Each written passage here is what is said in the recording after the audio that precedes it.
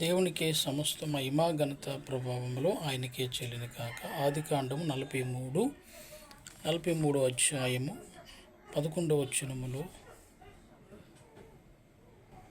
దిష్ట బాధము ఇశ్రాయేలు యాకోబు కుమారుడు బెన్యామీను గురించి తన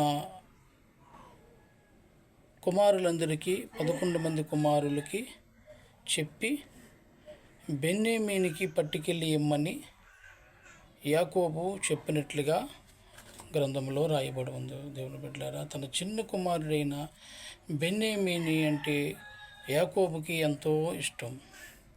తన కుమారులందరినీ కూడా పిలిపించి దిష్ట బాదము పట్టుకెళ్ళి ఆహారము తన చిన్న కుమారుడైన బెన్యామీనుకి పట్టుకెళ్ళిమ్మని యాకోబు చెప్పాడు. అప్పుడు వారందరూ బయలుదేరి ఆ బెన్యామీ వద్దకి వెళ్ళినట్లుగా లేఖనం చదివిస్తుంది. దేవుని బిడ్డలారా, తండ్రి తన కుమారుడిని బెన్యామీను అంటే ఎంతో ఇష్టం. ఎందుకంటే ఆ చిన్న కుమారుడు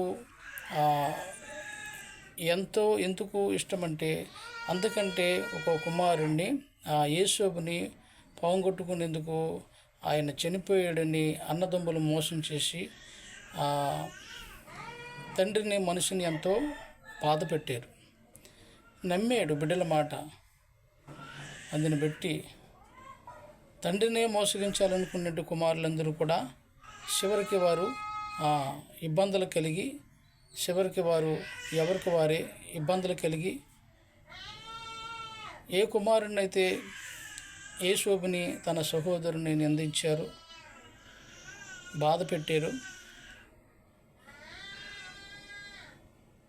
తనకి యేసోబుకు చెప్పిన దర్శనాన్ని నెరవేర్చాడు. వారందరినీ కూడా చివరికి ఎక్కడికి చేరారు? యేసేబు వద్దకే దేవుడు నడిపించాడు.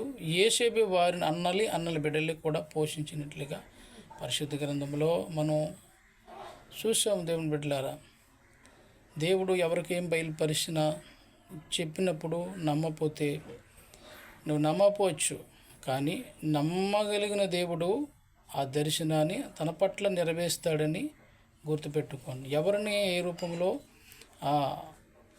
ఏ రూపంలో కూడా చిన్నగా చూడడానికి లేదు. మీ సంఘములో దైవ సేవకులారా, మీ విశ్వాసులతో దేవుడు మాట్లాడినప్పుడు మీకు చెప్పినప్పుడు ఆనందించండి, వారి కొరకు ప్రార్థించండి.